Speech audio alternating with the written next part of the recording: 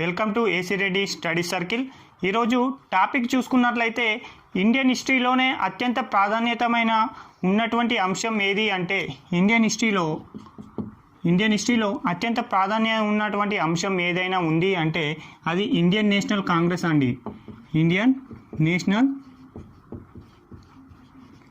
National Congress గురించి మనం ఇప్పుడు తెలుసుకుందామండి. యాక్చువల్గా ఇండియన్ నేషనల్ కాంగ్రెస్ను ఏ ఉద్దేశం కొరకు స్థాపించారు, అలా స్థాపించడానికి దానికి సంబంధించినటువంటి ప్రధాన కారణాలు ఏమిటో తెలుసుకుందాం. ఓకేనా అండి. ఎప్పుడండి ఇండియన్ నేషనల్ కాంగ్రెస్ ఎప్పుడు స్థాపించారు అంటే 1885 సంవత్సరం డిసెంబర్ 28వ తేదీన స్థాపించడం జరిగిందండి ఇండియన్ నేషనల్ కాంగ్రెస్ను. యాక్చువల్గా చూసుకున్నట్లయితే ఇండియన్ నేషనల్ కాంగ్రెస్ను స్థాపించడానికి గల ప్రధాన కారణాలు చూసుకున్నట్లయితే ఇండియన్ నేషనల్ కాంగ్రెస్ స్థాపించక పూర్వం భారతదేశంలో అనేక సంస్థలు స్థాపించారు. కానీ ఇండియన్ నేషనల్ కాంగ్రెస్ గురించే ప్రత్యేకంగా మనం ఎందుకు చెప్పుకుంటున్నామంటే ఇండియన్ నేషనల్ కాంగ్రెస్ అనేది భారతదేశ జాతీయ ఉద్యమంలో అత్యంత కీలకమైనటువంటి పాత్రను పోషించింది.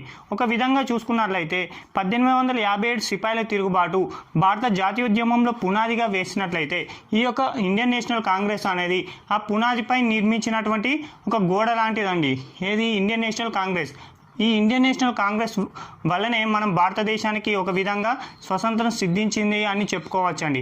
అంత ప్రాముఖ్యమైనటువంటి ఇండియన్ నేషనల్ కాంగ్రెస్ ఎందుకు ప్రారంభించడానికి కారణాలు ఏమిటి, దానిని ఎవరు స్థాపించారు, దాని యొక్క తొలి అధ్యక్షుడు ఎవరు, మరియు వాటికి సంబంధించినటువంటి సమావేశాలు ఏంటో ప్రతిదీ కూడా మనం ఈ యొక్క క్లాసులో తెలుసుకుందామండి. యాక్చువల్గా ఇండియన్ నేషనల్ కాంగ్రెస్ స్థాపించక పూర్వం భారతదేశంలో అనేక రాజకీయ సంస్థలు స్థాపించారండి. కానీ అవి ఎందుకు విజయవంతం కాలేకపోయింది అంటే ఇండియన్ నేషనల్ కాంగ్రెస్ స్థాపించక పూర్వం భారతదేశంలో అనేక రాజకీయ సంస్థలు స్థాపించారండి.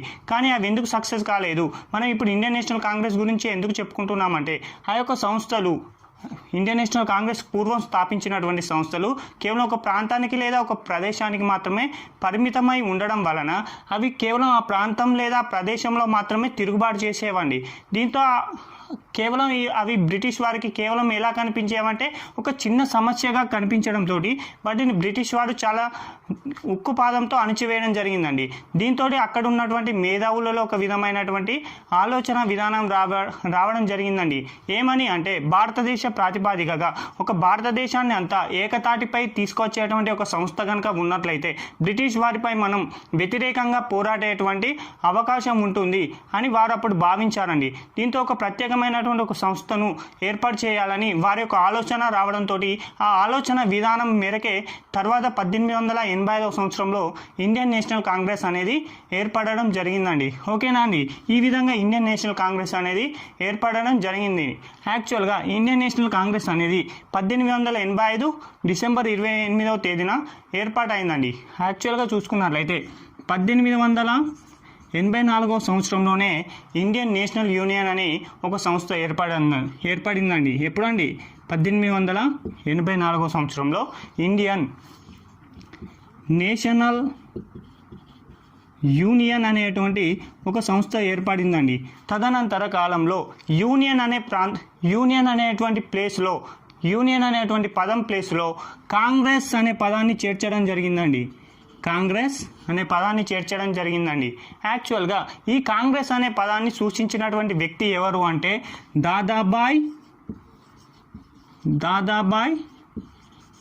నౌరోజీ అండి. కాంగ్రెస్ అనే పదాన్ని సూచించినటువంటి వ్యక్తి ఎవరు అంటే దాదాబాయ్ నౌరోజీ అండి. మోస్ట్ ఇంపార్టెంట్ అండి ఈ బిట్, చాలా వరకు ఎగ్జామ్లో అడిగారండి. భారత జాతీయ కాంగ్రెస్ అనే పదాన్ని సూచించినది ఎవరు అని చాలా ఎగ్జామ్లో అడిగారండి. దాదాబాయ్ నౌరోజీ. ఎవరండి? దాదాబాయ్ నౌరోజీ. ఈ విధంగా చూసుకున్నట్లయితే కాంగ్రెస్ అంటే ఏమిటి అని కూడా చాలా ఎగ్జామ్లో అడుగుతున్నాడు. కాంగ్రెస్ అనగా కొంతమంది వ్యక్తుల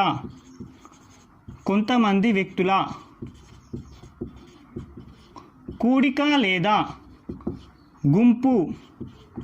కాంగ్రెస్ అంటే ఏమిటి అంటే కొంతమంది వ్యక్తుల కూడిక లేదా గుంపు అండి. ఓకేనా అండి. కాంగ్రెస్ అంటే కొంతమంది వ్యక్తుల కూడిక లేదా గుంపు అండి. ఈ కాంగ్రెస్ అనేది అమెరికా దేశానికి సంబంధించినటువంటి పార్లమెంట్ పేరు కూడా కాంగ్రెస్ అండి. ఈ విధంగా 1884 సంవత్సరంలో ఇండియన్ నేషనల్ యూనియన్ ఏర్పడితే తదనంతర కాలంలో 1885లో ఈ యూనియన్ అనే పదం ప్లేస్లో కాంగ్రెస్ అనే పదాన్ని సూచించింది దాదాబాయి నౌరోజీ అండి. ఈ విధంగా చూసుకున్నట్లయితే ఇండియన్ నేషనల్ కాంగ్రెస్కు సంబంధించి ఎవరు స్థాపించారు అంటే 1885 డిసెంబర్ 28వ తేదీన ఇండియన్ నేషనల్ కాంగ్రెస్ను స్థాపించింది ఏవో హ్యూమ్ అండి. ఏవో హ్యూమ్ అండి. ఓకేనా అండి. ఎవరు స్థాపించారు? ఏవో హ్యూమ్ అనేటువంటి వ్యక్తి ఇండియన్ నేషనల్ కాంగ్రెస్ను స్థాపించడం జరిగింది. ఏవో హ్యూమ్ యొక్క అసలు పేరు వచ్చేసి అలెన్ వొక్టెవిన్ హ్యూమ్ అండి. ఇతని యొక్క అసలు పేరు. ఓకేనా. ఇతను ఏవో హ్యూమ్ అనేటువంటి వ్యక్తి ఆంగ్లేయ అధికారి అండి. ఆంగ్లేయ అధికారి. ఇతను గతంలో ఎటావా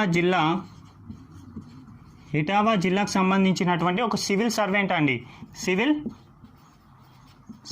అండి. భారతదేశంలో బ్రిటిష్ వారిపైన తిరుగుబాటు చేయడానికి ఒక ఉన్నతమైనటువంటి సంస్థ ఉండాలి అనే ఉద్దేశంతో ఇతను 1885 సంవత్సరంలో ఇండియన్ నేషనల్ కాంగ్రెస్ను స్థాపించారండి.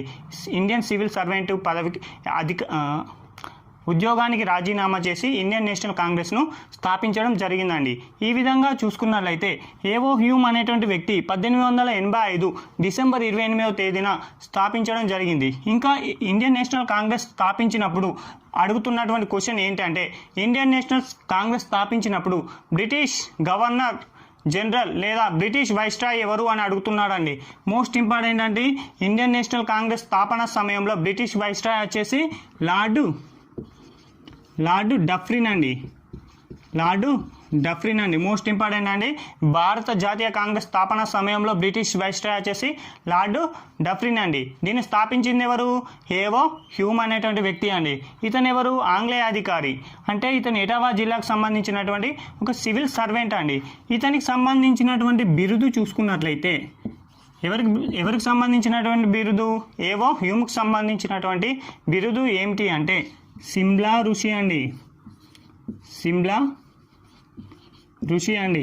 ఏవో హ్యూమ్కు ఉన్నటువంటి బిరుదు సిమ్లా ఋషి. ఇతను దివ్యజ్ఞాన సమాజంలో ఒక సభ్యుడు అండి. దివ్యజ్ఞాన సమాజంలో ఏవో హ్యూమ్ అనేటువంటి వ్యక్తి సభ్యుడు అండి. యాక్చువల్గా దివ్యజ్ఞాన సమాజాన్ని ఎప్పుడు స్థాపించారు అని అడుగుతున్నారండి.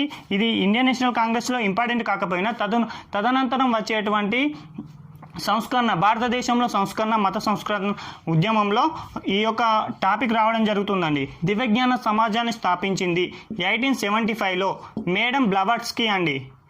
మేడం బ్లవాట్స్కీ ఈమె దివ్యజ్ఞాన సమాజాన్ని 1875 సంవత్సరంలో స్థాపించడం జరుగుతుందండి. ఈ విధంగా ఇతనికి సంబంధించినటువంటి ఏవో హ్యూమ్ గురించి తెలుసుకున్నామండి. ఇంకా ఇండియన్ నేషనల్ కాంగ్రెస్కు సంబంధించినటువంటి విషయాలను తెలుసుకుందామండి. ఓకేనా అండి. ఇండియన్ నేషనల్ కాంగ్రెస్ అనేది స్థాపించినప్పుడు బ్రిటిష్ వైస్రాయ్ వచ్చేసి ఎవరు అని చెప్పుకున్నాం? లార్డ్ డఫ్రిన్ అండి. అప్పటి బ్రిటిష్ రాజ్య ప్రతినిధి ఎవరు అని అడుగుతున్నాడండి ఎగ్జామ్లో. మోస్ట్ ఇంపార్టెంట్ అండి. బ్రిటిష్ రాజ్య ప్రతినిధి వచ్చేసి లార్డ్ క్రాస్ అండి. ఓకేనా అండి. బ్రిటిష్ రాజ్యపతి ఎవరు? లార్డ్ క్రాస్ అండి. అదే బ్రిటిష్ వైస్రాయ్ వచ్చేసి లార్డ్ డఫ్రిన్ అండి. ఇంకా చూసుకున్నట్లయితే దీనికి సంబంధించినటువంటి ఇండియన్ నేషనల్ కాంగ్రెస్కు సంబంధించినటువంటి సమావేశాల గురించి మనం తెలుసుకుందామండి. ఇండియన్ నేషనల్ కాంగ్రెస్ అనేది మొదటి సమావేశం వచ్చేసి పూణేలో జరపాలనుకున్నారండి 1885 డిసెంబర్ 25వ తేదీన. ఎక్కడ అండి మొదటి సమావేశాన్ని ఎక్కడ జరపాలనుకున్నారు? 1885 డిసెంబర్ 25వ తేదీన పూణేలో జరపాలనుకున్నారండి. అయితే పూణేలో అప్పటికి ప్లేగ్ ప్లేగు వ్యాధి యొక్క మహమ్మారి అండి.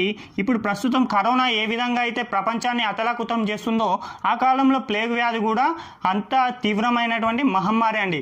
దీంతో పూణేలో ఈ యొక్క సమావేశం జరపడం సమంజసం కాదు అని అప్పటి జాతీయ నాయకులు భావించి ఈ యొక్క సమావేశ వేదికను పూణే నుంచి ఈ యొక్క సమావేశ వేదికను బొంబాయికి మార్చడం జరుగుతుందండి. ఎక్కడికండి? బొంబాయికి మార్చడం జరుగుతుందండి. దీంతో మొదటి సమావేశం వచ్చేసి మోస్ట్ ఇంపార్టెంట్ అండి. ఇండియన్ నేషనల్ కాంగ్రెస్కు సంబంధించినటువంటి మొదటి సమావేశం ఎక్కడ జరిగిందని చాలాసార్లు చాలా వరకు ఎగ్జామ్లో అడుగుతున్నాడండి ఈ క్వశ్చన్. ఎక్కడ జరిగిందండి? బొంబాయిలో ఈ యొక్క సమావేశం జరిగిందండి. ఇండియన్ నేషనల్ కాంగ్రెస్ యొక్క మొదటి సమావేశం వచ్చేసి బొంబాయిలో జరిగిందండి. బొంబాయిలో ఎక్కడ జరిగింది అంటే గోకుల్దాస్ తేజ్పాల్ సంస్కృత కళాశాలలో. ఎక్కడండి?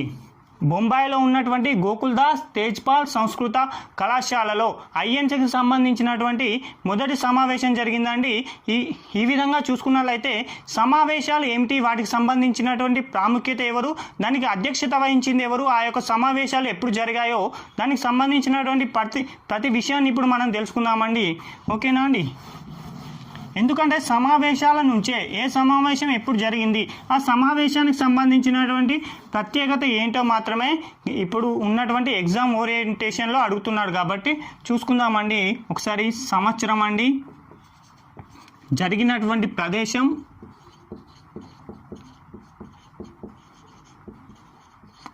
అధ్యక్షుడు ప్రాముఖ్యం ఆర్ ప్రత్యేకత. ఓకేనా అండి? ఎప్పుడు సంవత్సరం, ఏ సంవత్సరంలో జరిగింది, ఎక్కడ జరిగింది, దానికి అధ్యక్షుడు ఎవరు, ఆ సమావేశానికి సంబంధించినటువంటి ప్రత్యేకత లేదా ప్రాముఖ్యం ఏమిటో తెలుసుకుందాం. ఓకేనా? ఫస్ట్ సమావేశం వచ్చేసి మొదటి సమావేశం ఇండియన్ నేషనల్ కాంగ్రెస్కు సంబంధించినటువంటి మొదటి సమావేశం జరిగినటువంటి సంవత్సరం ఎప్పుడు అంటే 1885 సంవత్సరంలో మొదటి సమావేశం జరిగిందండి. ఎక్కడ జరిగింది? బొంబాయిలో జరిగింది. ఎక్కడ అండి? బొంబాయిలో. ఇప్పటిదాకా చెప్పుకున్నాం కదండి, బొంబాయిలో ఉన్నటువంటి గోకుల్దాస్ తేజ్పాల్ సంస్కృత కళాశాలలో మొదటి సమావేశం జరిగిందండి. దీనికి అధ్యక్షుడు ఎవరు అంటే ఉమేష్ చంద్ర బెనర్జీ అండి. మోస్ట్ ఇంపార్టెంట్ అండి, ఉమేష్ చంద్ర బెనర్జీ అండి. ఈ క్వశ్చన్ చాలాసార్లు రిపీట్ అయిందండి చాలా ఎగ్జామ్లో. ఐఎన్సీకి సంబంధించినటువంటి తొలి అధ్యక్షుడు ఎవరని అడుగుతున్నాడు, ఉమేష్ చంద్ర బెనర్జీ అండి. అలా ఇవ్వకపోతే డబ్ల్యూసి బెనర్జీ కూడా ఇస్తాడండి కన్ఫ్యూజ్ చేయడానికి. ఇతనికి సంబంధించినటువంటి పేరు అండి షార్ట్కట్లో. డబ్ల్యూసి బెనర్జీ ఇచ్చినా ఉమేష్ చంద్ర బెనర్జీ ఇచ్చినా ఒకటే అండి. అయితే ఈ యొక్క సమావేశానికి సంబంధించినటువంటి ప్రాముఖ్యం ఏంటి అని చాలా ఎగ్జామ్లో కూడా అడుగుతున్నాడు. ఏంటిది? ఇండియన్ నేషనల్ కాంగ్రెస్కి సంబంధించినటువంటి మొదటి సమావేశం యొక్క ప్రాముఖ్యం ఏంటో తెలుసుకుందామండి. అయితే ఈ యొక్క మొదటి సమావేశానికి 72 మంది అవుతారండి ప్రజాప్రతినిధులు. మొదటి సమావేశానికి మోస్ట్ ఇంపార్టెంట్ అండి. ఇండియన్ నేషనల్ కాంగ్రెస్కు తొలి సమావేశానికి హాజరైనటువంటి మొత్తం ప్రజాప్రతినిధుల సంఖ్య 72 మంది అండి. ఓకేనా? ఈ 72 మందిలో 2 ముస్లింలు హాజరవుతారండి. 2 ముస్లింలు హాజరవ్వడం జరుగుతుందండి మొదటి సమావేశంలో. వారెవరో కూడా మనం తెలుసుకుందాం. ఓకేనా? మొదటి వ్యక్తి బద్రుద్దీన్ త్యాబ్జీ అండి, మొదటి ముస్లిం అండి ఇతను. అలాగే మరొక వ్యక్తి ముల్లా అబ్దుల్లా కయ్యూమ్ అండి. వీరిద్దరూ మొదటి సమావేశానికి హాజరవుతారండి. ఇండియన్ నేషనల్ కాంగ్రెస్ సమావేశానికి ముస్లింల తరపున. వీరికి సంబంధించినటువంటి ప్రత్యేకత రాను సమావేశాలలో వీరికి సంబంధించినటువంటి ప్రత్యేకతలను మనం తెలుసుకుందామండి. ఓకేనా? వీరితో పాటు ఇంకా మన హైదరాబాదు తెలంగాణ నుంచి ఒక 3 హాజరవ్వడం జరుగుతుందండి ఇండియన్ నేషనల్ కాంగ్రెస్కు సంబంధించినటువంటి తొలి సమావేశంలో. ఓకేనా? అర్థమవుతుందిగా. మొదటి సమావేశంలో హెచ్వైడి నుంచి తెలంగాణ ప్రాంతం నుంచి ఒక 3 ప్రజాప్రతినిధులు హాజరవుతారండి. ఆ 3 మోస్ట్ ఇంపార్టెంట్ అంటే చాలా వరకు ఎగ్జామ్లో అడుగుతున్నాడండి ఈ యొక్క పాయింట్ను. ఓకేనా? చూసుకుందాం ఎవరెవరు హాజరయ్యారో వారికి సంబంధించినటువంటి ప్రత్యేకత ఏమిటో కూడా తెలుసుకుందామండి. ఓకేనా? మొదటి వ్యక్తి వచ్చేసి అఘోరనాథ చటోపాధ్యాయ అండి. మోస్ట్ ఇంపార్టెంట్ అండి. అఘోరనాథ చటోపాధ్యాయ ఎక్కడి నుంచి హాజరయ్యాడు? హైదరాబాద్ నుంచి. ఏ సమావేశానికి? ఐఎన్సీకి సంబంధించినటువంటి మొదటి సమావేశానికి. ఓకేనా అండి. రెండో వ్యక్తి వచ్చేసి రామచంద్ర పిల్లై అండి. ఎవరండి? రామచంద్ర పిల్లై. మూడో వ్యక్తి వచ్చేసి ఎవరు? ముల్లా అబ్దుల్ కయ్యూమ్ అండి. ముల్లా అబ్దుల్ కయ్యూమ్ అండి. ఈ ముగ్గురు కూడా ఐఎన్సీకి సంబంధించినటువంటి తొలి సమావేశానికి హాజరవ్వడం జరిగిందండి హైదరాబాద్ ప్రాంతం నుంచి. అయితే ఈ అఘోరనాథ చటోపాధ్యాయ ఎవరు అంటే నిజాం కాలేజీ అండి. నిజాం కాలేజీకి సంబంధించినటువంటి తొలి ప్రిన్సిపల్ అండి. నిజాం కాలేజీకి సంబంధించినటువంటి తొలి ప్రిన్సిపాల్ ఎవరు అంటే అఘోరనాథ చటోపాధ్యాయ అండి. ఇతను ఐఎన్సీ సమావేశానికి తొలిసారిగా హాజరవ్వడం జరిగిందండి హైదరాబాద్ ప్రాంతం నుంచి. ఇతను ఎక్కడ అంటే నిజాం కాలేజీకి సంబంధించినటువంటి తొలి ప్రిన్సిపాల్ అండి. ఈ విధంగా చూసుకున్నట్లయితే ఈ ముల్లా అయితే ఈ అఘోరనాథ చటోపాధ్యాయ యొక్క కుమార్తెనే అండి సరోజిని నాయుడు. ఎవరండి? సరోజిని నాయుడు. ఓకేనా.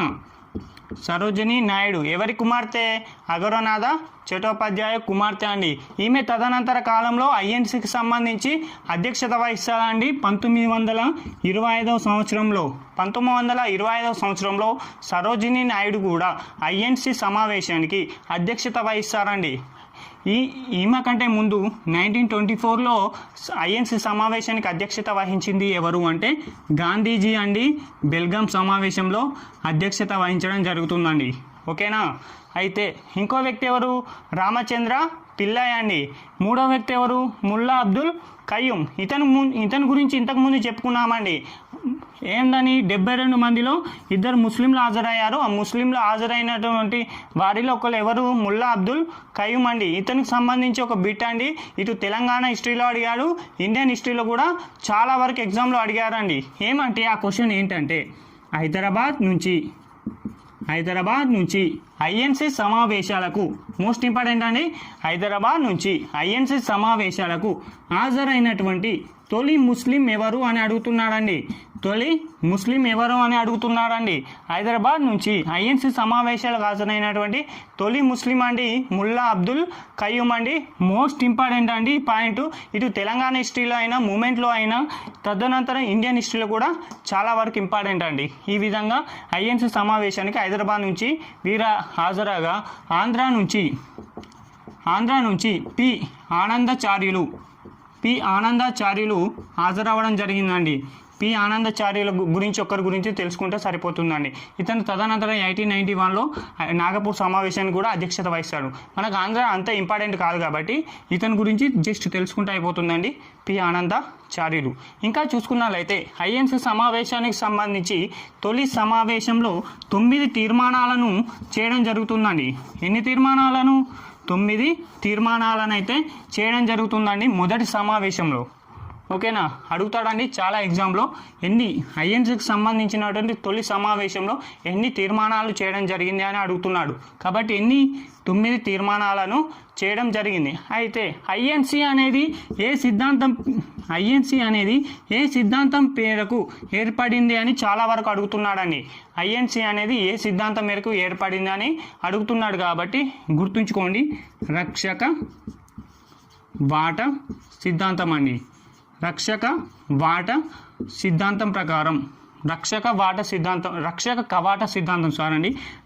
కవాట సిద్ధాంతం మేరకు ఐఎన్సీ అనేది ఏర్పడడం జరిగిందండి. అలాగే ఇంతకుముందు ఒక విషయం చెప్పలేకపోయానండి. ఐఎన్సీ ఏర్పాటులో సహ వ్యవస్థాపకులుగా ఏవో హ్యూమ్తో పాటు మరికొందరు ఉన్నారండి. ఎవరు అంటే ఏవో హ్యూమ్తో పాటు మరికొంతమంది సహ వ్యవస్థాపకులుగా కూడా ఉండడం జరిగిందండి. వారు ఎవరు అంటే దిన్షా వాషా, ఫిరోజ్ షా మెహతా అండి. తదనంతరం దాదాబాయ్ నౌరోజీ తర్వాత డబ్ల్యూసి బెనర్జీ అండి. వీరందరూ కూడా ఐఎన్సీకి సంబంధించినటువంటి సహ వ్యవస్థాపకులు అండి. సహ వ్యవస్థాపకులు అండి వీరందరూ కూడా. అలాగే ఏవో హ్యూమ్కు ఐఎన్సి ఏర్పాటు చేయడానికి సహాయ సహకారాలు అందించినటువంటి వ్యక్తులు ఉన్నారండి. వారెవరు అంటే విలియం వెడర్న్ బర్న్ అండి. మోస్ట్ ఇంపార్టెంట్ అండి, విలియం వెడర్న్ బర్న్ మరియు జార్జియూల్ అండి. జార్జియు యూల్ అండి. ఇవన్నీ కూడా ఇంపార్టెంట్ అండి. ఇంతకుముందే సమావేశాలకు ముందు చెప్పుకోవాల్సింది కానీ చెప్పుకోలేకపోయామండి. దీంతో ఈ మొదటి సమావేశం అయితే అయిపోయిందండి. తదనంతరం అయితే ఐఎన్సి సమావేశం అనేది ఏ స్లోగన్తో స్టార్ట్ అవుతుంది, ఏ గీతంతో స్టార్ట్ అవుతుంది అంటే the Kingdom of God with you అనేటువంటి సాంగ్ తోటి ఈ యొక్క ఐఎన్సి సమావేశం అనేది ప్రారంభం అవడం జరుగుతుందండి. ఓకేనా, ఈ విధంగా మొదటి సమావేశం అయితే జరిగిందండి. తదనంతరం రెండవ సమావేశానికి సంబంధించినటువంటి ప్రత్యేకతలు ఏమిటో తెలుసుకుందామండి. ఓకేనా, రెండవ సమావేశం వచ్చేసి ఎక్కడ జరిగింది అంటే రెండవ సమావేశం వచ్చేసి 1886 సంవత్సరంలో కలకత్తాలో జరిగిందండి. ఎక్కడ అండి రెండవ సమావేశం ఎక్కడ జరిగింది? కలకత్తాలో జరిగిందండి. ఈ కలకత్తా సమావేశానికి అధ్యక్షత వహించింది ఎవరు అంటే దాదాబాయ్ నౌరోజీ అండి. దాదాబాయ్ నౌరోజీ అనేటువంటి వ్యక్తి అధ్యక్షత వహిస్తాడండి ఐఎన్సికి సంబంధించినటువంటి రెండవ సమావేశానికి.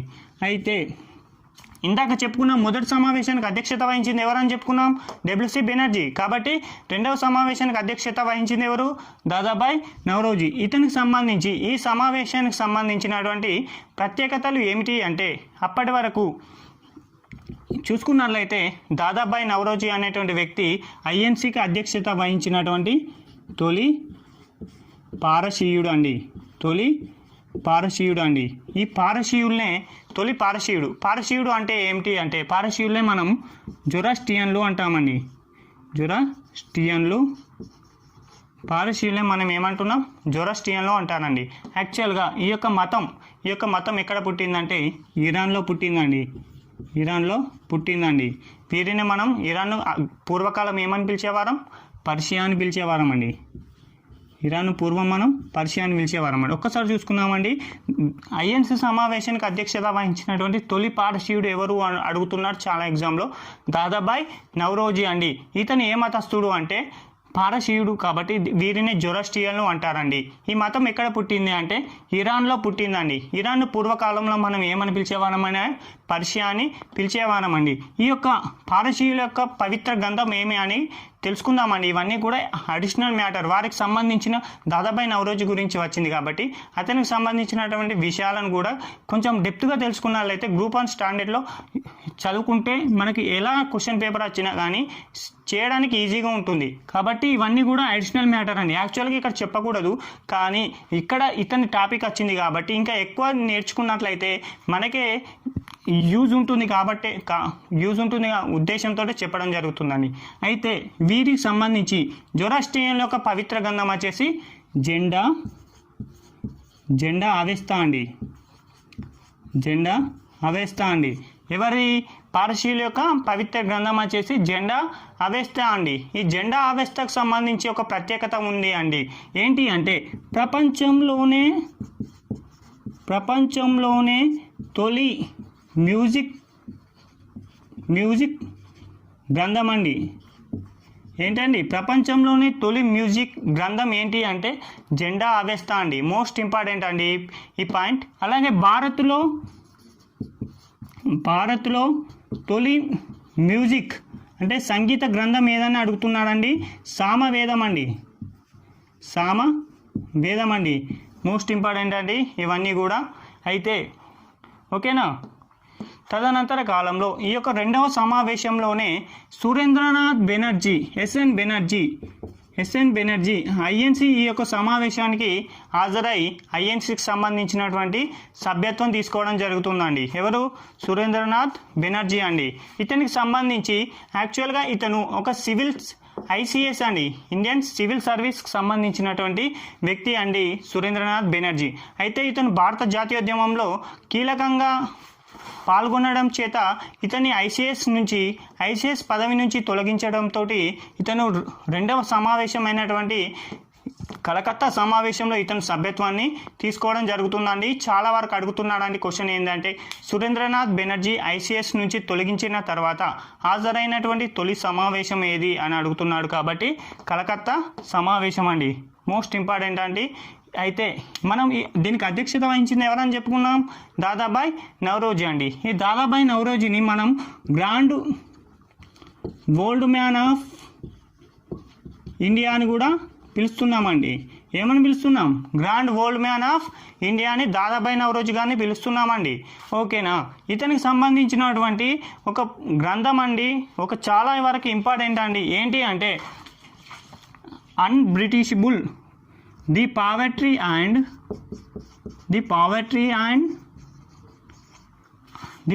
ఆన్ బ్రిటిష్ ఆఫ్ రూల్ అనేటువంటి గ్రంథం అనేది చాలా వరకు ఇంపార్టెంట్ అండి. ఏ ఎగ్జామ్లో అయినా అడుగుతున్నాడండి.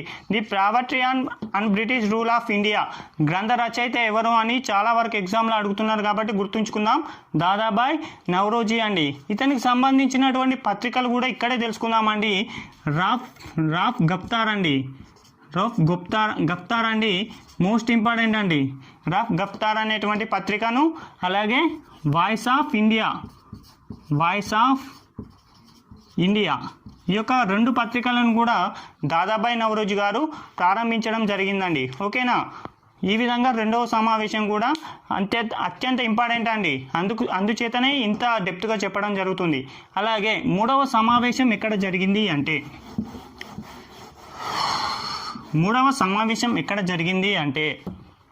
మూడవ సమావేశం వచ్చేసి 1887 మోస్ట్ ఇంపార్టెంట్ అండి. ఈ సమావేశం కూడా 1887 ఎక్కడ జరిగింది? మద్రాసులో జరిగిందండి. ఓకేనా? ఎక్కడ జరిగింది? మద్రాసులో జరిగింది. అయితే దీనికి అధ్యక్షత వహించింది ఎవరు అంటే బద్రుద్దీన్ త్యాబ్జీ అండి. ఇందాక చెప్పుకున్నామండి, ఐఎన్సి తొలి సమావేశానికి ఇద్దరు ముస్లింలు హాజరయ్యారని చెప్పుకున్నాం కదండి. ఆ ముస్లింలో ఒక వ్యక్తి అయినటువంటి వ్యక్తి బద్రుద్దీన్ త్యాబ్జీ అండి. అయితే ఈ సమావేశానికి సంబంధించినటువంటి ప్రత్యేకతను చూసుకున్నట్లయితే ఈ సమావేశానికి సంబంధించినటువంటి ప్రత్యేకత ఏమిటి అంటే ఐఎన్సి సమావేశానికి అధ్యక్షత వహించిన తొలి ముస్లిం అండి. మోస్ట్ ఇంపార్టెంట్ అండి ఈ పాయింట్. ఐఎన్సి సమావేశానికి అధ్యక్షత వహించినటువంటి తొలి ముస్లిం అండి. చాలా వరకు ఎగ్జామ్లో అడుగుతున్నాడండి. ఐఎన్సి సమావేశానికి అధ్యక్షత వహించిన తొలి ముస్లిం ఎవరని అడుగుతున్నాడు. కాబట్టి ఎవరండి? బద్రుద్దీన్ త్యాబ్జీ అండి. ఎక్కడ జరిగినటువంటి సమావేశంలో అధ్యక్షత వహించాడు? మద్రాస్ అండి. ఎప్పుడండి? 1887 అండి. ఎన్నో సమావేశం ఇది? మూడవ సమావేశం అండి. ఈ సమావేశానికి ఒక ప్రత్యేకత ఉందండి. ఏంటి ఆ ప్రత్యేకత అంటే దక్షిణ భారతదేశంలో జరిగినటువంటి తొలి ఐఎన్సి అండి. మోస్ట్ ఇంపార్టెంట్ అండి. చాలా ఎగ్జామ్లో అడుగుతున్నాడు. దక్షిణ భారతదేశంలో ఒకవేళ క్వశ్చన్ టఫ్గా అడగాలనుకున్నట్లయితే దక్షిణ భారతదేశంలో జరిగినటువంటి తొలి ఐఎన్సికి అధ్యక్షత వహించింది ఎవరు అంటే ఎవరండి? బద్రుద్దీన్ త్యాబ్జీ అండి. లేకపోతే దక్షిణ భారతదేశంలో జరిగినటువంటి ఐఎన్సికి ఎక్కడ జరిగిందని అడగవచ్చు అండి. మద్రాస్ అండి. ఈ విధంగా మూడవ సమావేశం కూడా ముగిసిపోయిందండి. ఇంకా నాలుగవ సమావేశానికి సంబంధించినటువంటి ప్రత్యేకత ఏమిటి ఉంది అంటే ఏముంది? ఓకేనా? ఇప్పుడు ఎన్నో సమావేశం? నాలుగవ సమావేశం అండి. 1888లో అండి. ఓకేనా? 1888 అండి. ఎక్కడ జరిగింది ఈ సమావేశం అంటే అలహాబాద్ అండి. అలహాబాద్లో ఈ సమావేశం జరిగిందండి.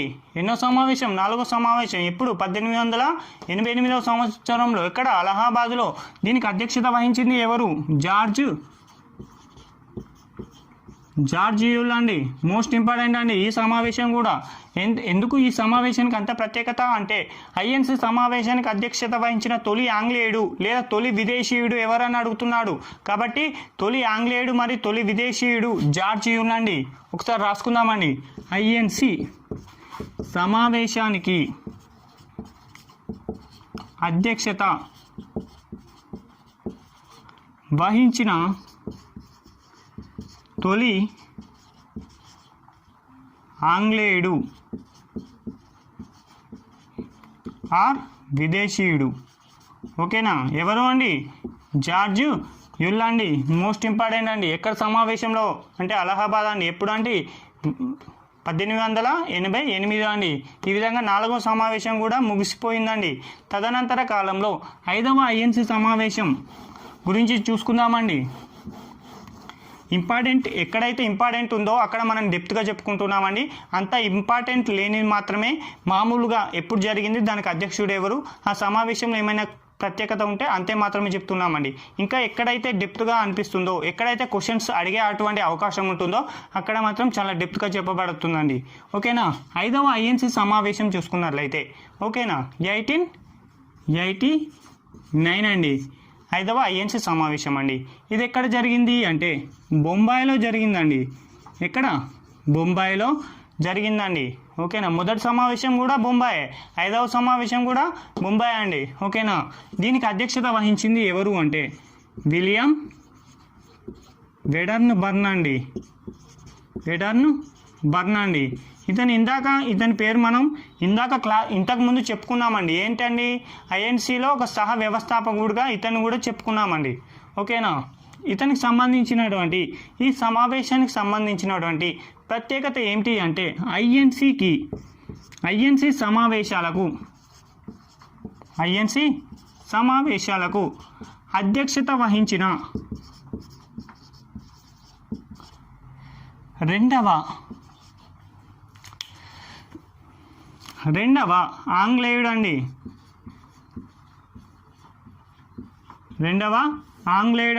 ఏంటండి?